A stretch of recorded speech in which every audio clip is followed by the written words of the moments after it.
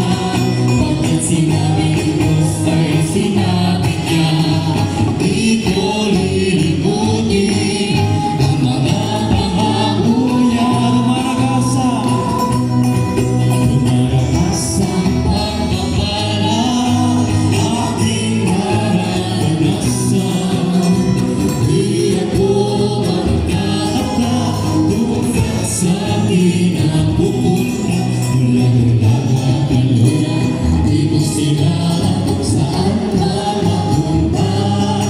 Lumaragas ang pagpapala, aking hinanap na tutupigay. Tayo na sa piling niya, sama-samang itaas ang pangalan ni Jesus. Liwanag, siya'y nagniningning sa buhay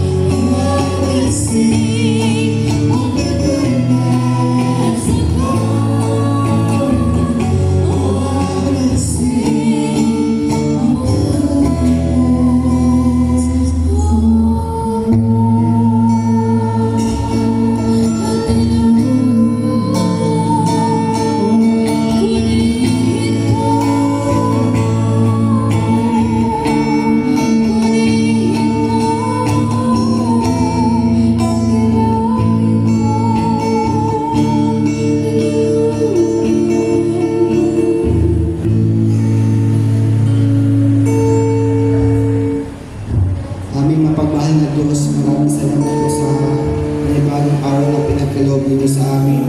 Salamat po sa pagkakataon na kami po muling nagkatipon dito bilang isang mga kabataan upang magsama-sama, matuto at mas lalong mapalapit sa inyo.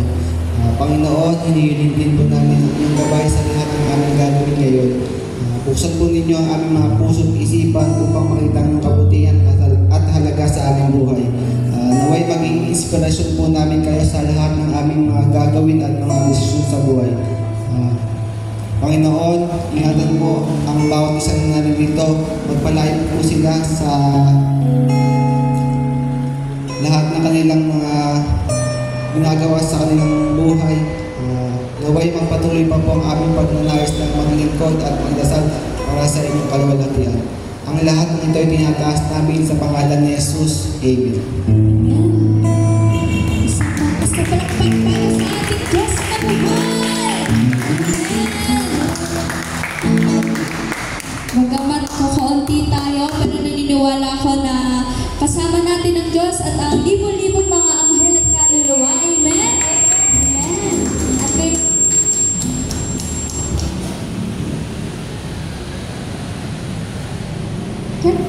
At ngayon po, dadako naman po tayo sa buhay na patotoo kung saan makakarinig po tayo ng mga pagpulit, pagpapasalamat po sa kabutihan ng Diyos sa ating mga buhay. Amen?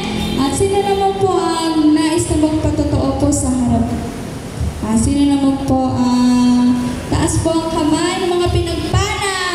Amen? At sino naman po ang unang-unang magsishare po na kabutihan ng Diyos sa kanilang mga buhay? Amen? Maaari na po kayong pumayo po dito sa harapan. Sa mga youth, at tawagin po muna natin sa ating harapan ang ating pinakamamahal na coordinator.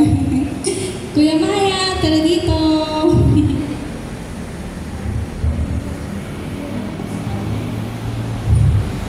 Magandang hapon po sa inyo lahat. Ang pagpapakatotoo po is April 26 po. Ano po yung engineering week po namin. Bali, kung after ko pong maligo, parang sukat ko yung tiyan po, hindi po makatayo. Ininom ko na po lahat ng gamot na makapagpawala ng sakit ng aking tiyan. Pero hindi po mura, kaya dinala po ako ng nanay ko sa malapit sa Bulacan ER para maobserbahan kung appendix ba or UTI. Sa awa naman ng Diyos is appendix lang aking naranasan at hindi yun lang. Talagang pinagaling ka ng Yahweh El Shaddai dahil naniniwala tayo na ang Diyos ang pinakamagaling na manggagamot. Amen? Sino naman po ang susunod na magbabahagi ng buhay na patotoo? Napakadami mong nagtaas ng kamay. Hindi ko po malaman kung sino po uunahin ko. Kaya ako na lang po ang magpapatotoo. Kaya po. So, gusto ko lang po magpasalamat kay Yahweh El Shaddai po sa kabutihan niya na kaloob na po sa bago po ang lahat, binabati ko po ang mga nanay na Happy Mother's Day po! Happy Mother's Day po sa inyong lahat, mga nanay. Ang pagpapatotoo ko lang po is nung last, nung unexpected po na gift po or unexpected po na biyaya po sa akin ni Lord is nung nagkaroon po ng singing contest po dyan sa Panginay. Kasi po expected ko lang po is magpe-perform lang po ako talaga. So, pero po, pag si Lord po talagang pumili sa buhay natin, the best. Amen? Kaya po talagang kung ano po yung naasahan ko po is maliit na bagay lang po. Kung bagay magpe-perform lang po sa singing contest. Pero pag si Lord ang pumili sa buhay natin, malaki talaga po siya magbigay ng pagpapala. Ako po ay naging judge po sa singing contest po na ginanap po sa Panginay po. Kahit po sabihin natin na sa Panginay lang po yun, isa pong karangalan po na mapili po at maging judge po. Sa dami-dami po ng mga magagaling pong kumanta. Pinagpala po ako kasi po ako po ay napili po para maging judge o hunado po sa gabing iyon. Kaya tinataas ko po kay Yahweh El Shaddai yung mga tao po na nagtiwala po sa kakayanan ko. Kaya lahat po yun ay pinagpapasalamat ko po kay Yahweh El Shaddai. At pangalawa po, answered prayer na po ako. Matagal ko na po talagang pinagpipray na magkaroon po ako ng sarili kong income o trabaho po. Kasi po, alam naman po natin na single parent po ang si mami po. Kaya sa pagdating po sa financial, medyo kapos o hirap po kami. Kasi nga po, yun nga lang po, dalawa po kayo nagpabalaki ng mga anak nyo. Tatlo pa po kami. Mahirap na. Paano pa po pag mag-isa na lang? Kaya po, salamat po kay Lord kasi answered prayer na po ako. This week po is magkakaroon na po ako ng work at inaangkin ko po na yung magiging work ko po is hindi po ako pababayaan ni Lord at gagabayan niya po ako. Yung work ko na yun is parang assistant po ako sa dentist po, dental clinic po sa May Kawayan. At pinagpapasalamat ko po kay Lord kasi po minor pa po ako, hindi pa po ako, mag-18 pa lang po ako this year. At kakagraduate ko lang po ng high school, kaya po kung isipin niyo, mahirap po talagang humarap ng work. Pero si Lord po ang naghanap ng work po sa akin. Nung nag-sideline po ako sa May Kawayan po, may yung boss po ng ate ko is doktora nga po. At nagtitinda lang po ako ng french fries doon, tapos po parang po siya, nakukunin niya po ako. Kaya thank God po kasi siya po yung kumilos. Hindi po ako naghanap, pero siya po yung kumikilos sa buhay ko. Kasi pinag-pray ko po talaga yun. Kaya pinagpapasalamat ko po kay Yahweh El Shaddai. Amen. Kaya talagang pili na po natin answered prayer na po tayo. Amen. Kaya yun lang po, salamat po kay Yahweh El Shaddai. At sino po po ang susunod na magpapatotoo po, magbibigay na mabuting balita? Si Ate Raylan daw po. Ate Raylan, tara na. Ayan.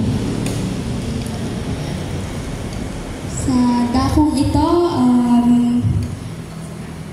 naanyayahan ko na po kayong magsitayo para po makapakinig na po tayo ng mabuting balita.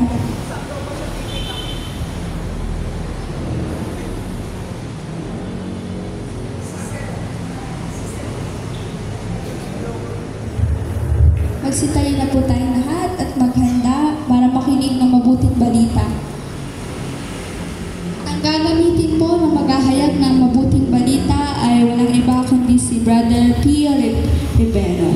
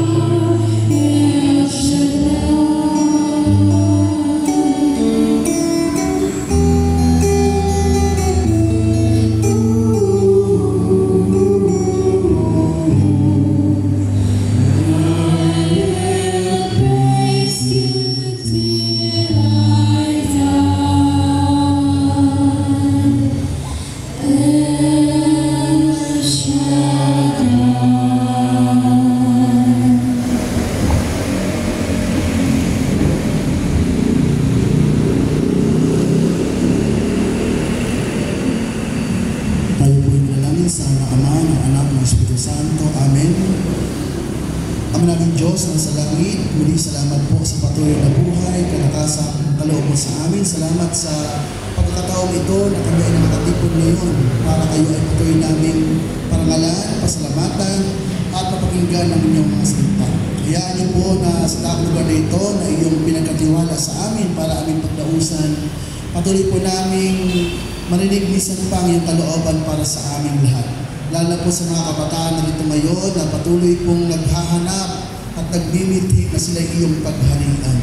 Pagpalain mo po ang iyong mabuting balita na aming pong pagsaluhan. Dalangin po namin patuloy ito magdala sa amin sa iba yung pagkakilala at patuloy na magkaroon kami ng pagtitiwala sa inyo. Patuloy pagpalain gamit iyong paglingkod at muli patuloy po namin lahat sa iyo ang buhay namin, ang oras at panahon ito para patuloy kang magturo sa aming buhay. Sa iyo namin alay ang lahat ng pagpasalamat pagsamba sa pangalan ni Jesus. Lahat ay magsabi ng Amen. Sa ngayon ng Ama, ng Anak, ng Espiritu Santo. Amen. Palakpakan natin ang malakas ang Panginoon. Yung malakas na palakpak at papuri. Yung mga kataang anak ni Yahweh El Shaddai. Hallelujah. Tayo po'y dumako sa salita ng Diyos. At ang aming ibabahagi sa inyo ay ating hahamuin sa aklat ng mga kawikaan.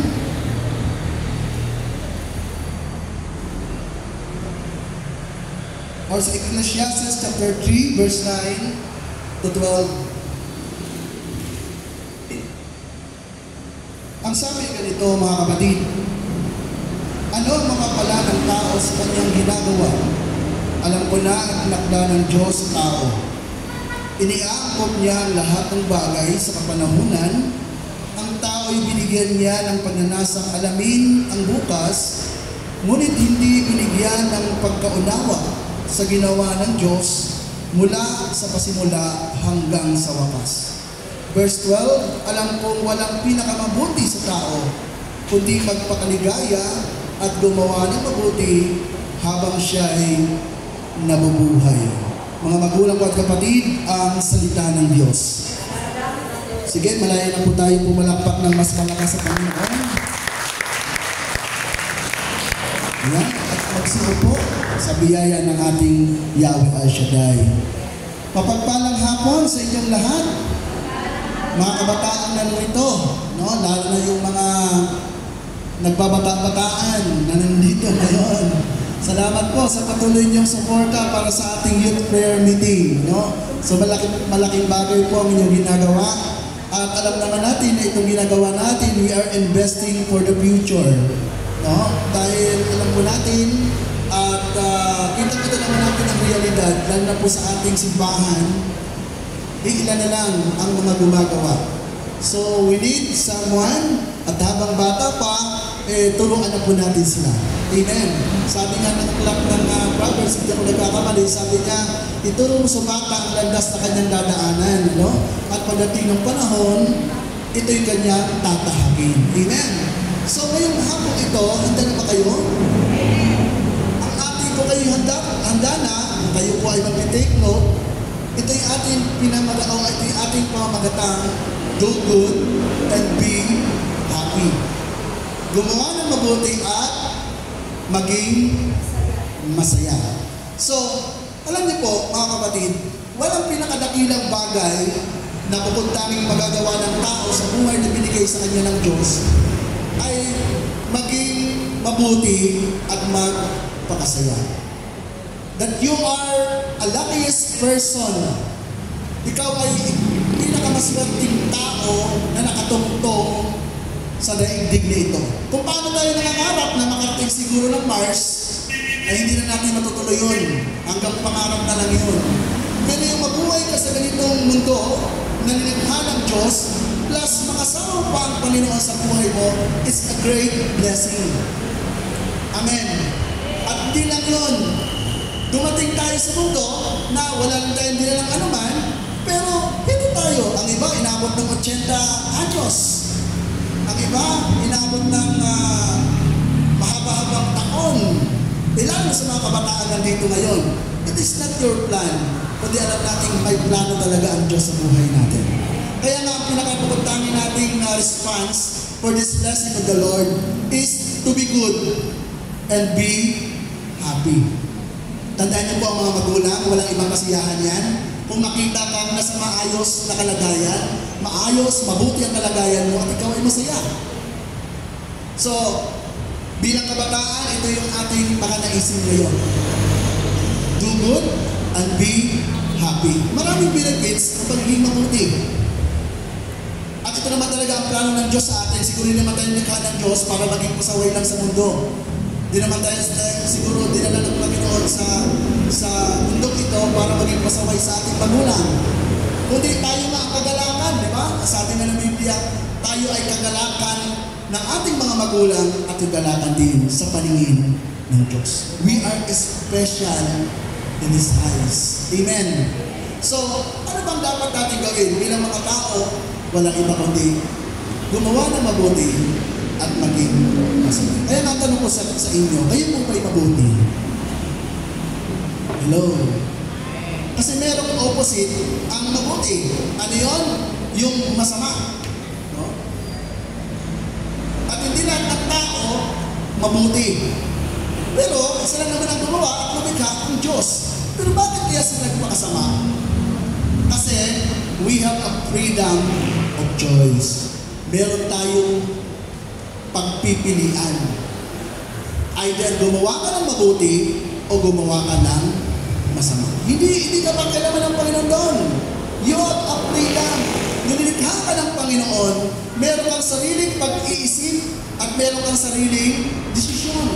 Kaya nga habang bata pa, para wag ka nang magsisi, katulad ng ibang mga nagsisising matanda, ay tahakin mo na yung mabuti at pagdating ng panahon, sigurado ka na wala kang pagsisisihan. Kaya nga salamat kami ng ganitong sitwasyon At salamat din, dahil na hindi mahuli ang lahat. Ako ng panahon na naghahanap o nag-aabot sa dilim. Sa paghahanap ko sa aking magulang, nagagabay sa akin, marami akong tanong. Hindi ko siya makita dahil hindi ko naman siya kilala. Basta dumating na ako sa mundo, nang marinig ko yung biro sa akin ng mga kaibigan kalaro ko noon na ako'y pinulot lang sa basurahan. Isang masakit na sitwasyon na yun. Maraming tanong sa akin, kaya dumating din ako sa sitwasyon na nagkamali muna. Hanggang dumating ang realisasyon at natagpuan ako ng Panginoon. By the way, alam ko narinig nyo na ba yung kwento o talagang istorya ng buhay ni Jaime Jose? Hindi pa? Gusto ko pong ikwento sa inyo. Si Jaime Jose, siya po ang pinakabatang nabitay sa pamamagitan ng Celia Electrica sa Pilipinas. Kung baka narinig nila si Echegaray, di ba nabitay yan? Pero si Jaime Jose ang pinakabata. Si Jaime Jose ay isang anak mayaman. Ang kanyang mga magulang, ang kanyang nanay, ang kanyang tatay, mayroong negosyo. Tapos, itong si Jaime Jose, nag-aaral noon sa umaga pagising niya. Ito po yung totoong kwento mga kapatid, totoong buhay ho ito ni Jaime Jose. Nag-aaral ho siya, pagising niya sa umaga, wala na siyang makakamisnan, pagmulat ng kanyang mata, ang kanyang lang yaya. Hindi na niya maabutan ng kanyang mami, kasi yung mami niya, maga pa nasa kanyang negosyo na, yung tatay na, ganun din. Hanggang nag-aral ho si Jaime Jose at nakatagpo ng barkada. Akala niyo mga barkada na ito sa simpleng usapan, kaya nga nauso noon yung kantang Laksilaya, Jet Rocks, di ba? Ako ang nakikita, ako ang nasisisi. Kasi nga, wala nang tamang paggabay ang kabataan. So si Jaime Jose, nung siya nag-aaral, sila po, kung inyo po natatandaan, si Jaime Jose at yung manulang barkada, kasama niya ang dating ay yung anak ng pulis ng Caloocan noon. Ang kanilang ginagawa pagkatapos silang pumasok, nagbibisyo sila. At marami silang pinagtitripan. Hanggang dumating yung pinakamasaklap na pangyayari, excuse me, sa mga kabataan. Kaya po ako merong malasakit sa mga kabataan ngayon dahil ito po ang ayaw ko mangyari sa kanila. Si Jaime Jose, habang sila'y nagdodroga, larong-laro sa kalayawan ng mundo bilang kabataan. Nag-aabang sila sa mga eskwelahan. At kung pamilyar po kayo sa pangalang Maggie de la Riva, si Jaime Jose at ang kanyang mga barkada ang gumahasa kay Maggie de la Riva. At sila'y nahuli. Nahuli ho si Jaime Jose at 8 niyang kaibigan at sila'y nahatulan ng kamatayan. Nang panahon na si Jaime ay bibit ng isiselya elektrika na, nagsisisi ang kanyang mga magulang. Yung tatay niya, dinala yung kanyang kapatid na bunso, pumunta ko sila ng Bilibid. At pagdating doon, nasa pinto pa lang, nasa gate pa lang ng Bilibid noon, umiiyak na. Humahagulon siya, sinisigaw niya ang pangalan ni Jaime. Sabi niya, Jaime, anak ko, kung may babalik ko lang ang pagkakataon, sana hindi ka nandyan ngayon. At ngayong araw na ito, ikaw ay ilalagay na sa selya elektrika. At kung makita ni Jaime ang kanyang ama, siya lumuhod, pagkapang na humawak sa paa ng kanyang ama, sabi niya, ama ko, Daddy, patawagin mo ako. Yung kapatid niya, humahawak sa kanya, umiiyak. Nag-iiyakan silang tatlo. Pati yung mga preso na nandoon sa paligid na nakakakita sa kanila, umiiyak din. Pero sa sulok ng mata ni Jaime, meron siyang hinahanap. Ang kanyang hinahanap, ang kanyang mami. Ang kanyang mami noon, ng panahon yaon, ay nasa Malacanang. At hinihingi niya na sana iurong ang pagbitay at bigyan ng pagkakataon ang kanyang anak na si Jaime Jose.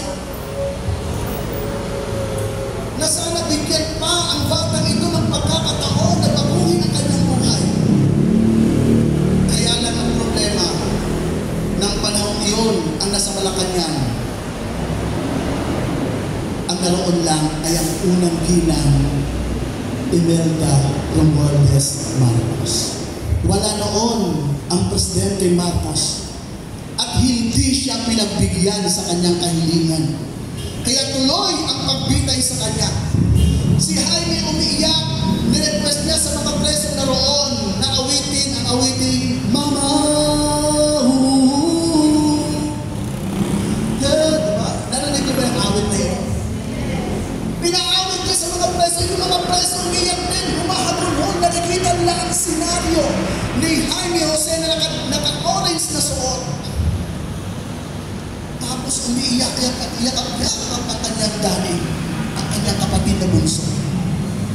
Mamaya-maya hinubad ni Jaime ang kanyang damit na may nakalagay na letter P sa likod. Yung orange na kanyang suot, ibinigay niya sa kanyang daddy at ang kanyang sabi, Daddy, tanggapin mo itong bilang isang alaala na meron kang anak na nagngangalang Jaime Jose. Umiiyak ang kanyang daddy. Sabi niya, anak, patawarin mo ako. Hindi ko akalain na pinabayaan kita. Dito pala darating at dito matatapos ang iyong buhay.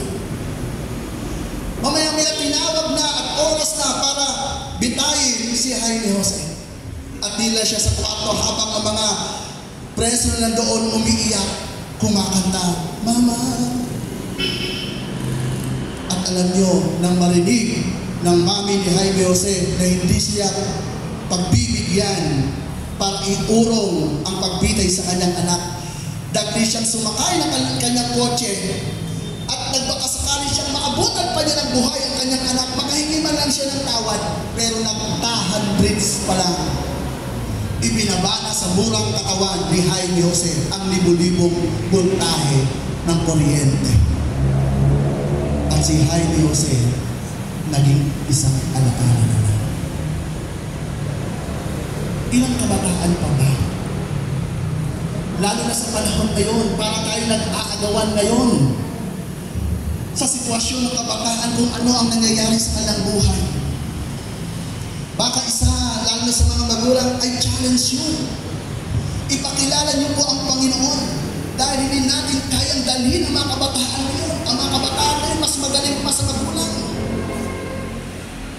At kayo rin mga kabataan, huwag natin sayangin ang pagkakataon na ibinigay ng Diyos para bigyan tayo ng buhay. Do good and be happy. Minsan lang tayo mabuhay sa mundong ito, maging mabuti kang tao dahil karangalan ka ng Diyos. Amen. Palakpakan natin ang malakas ang ating Panginoon. Kaya ang tanong ko sa inyo, ano ba ang goal nyo sa buhay? Ano ba ang pangarap nyo? Ano ba ang gusto nyong mangyari? Dahil tandaan ho natin, meron tayong ninanais. Lahat ng ating ginagawa, hindi natin sinasayang ang ating lakas. Meron tayong gustong mangyari habang tayo sa biyaya ng buhay na bigay ng Panginoon. The first thing, to do good and be happy. Be a good friend. Maging mabuti kang kaibigan. Sabihin mo kasi katabi, maging mabuti kang kaibigan. Be a good friend. Sabi ng Proverbs chapter 17 verse 17, ang kaibigan ay nagmamahal sa lahat ng panahon. At sa oras na kumipitay, kapatid na tumutulong. Tingnan niyo po ang description ng aklat ng Proverbs, ang kaibigan daw ay nagmamahal sa lahat ng panahon. At sa oras na kumipitay, kapatid na tumutulong. Kapag pakinabang naman talaga na meron kang kaibigan. So bakit mga kaibigan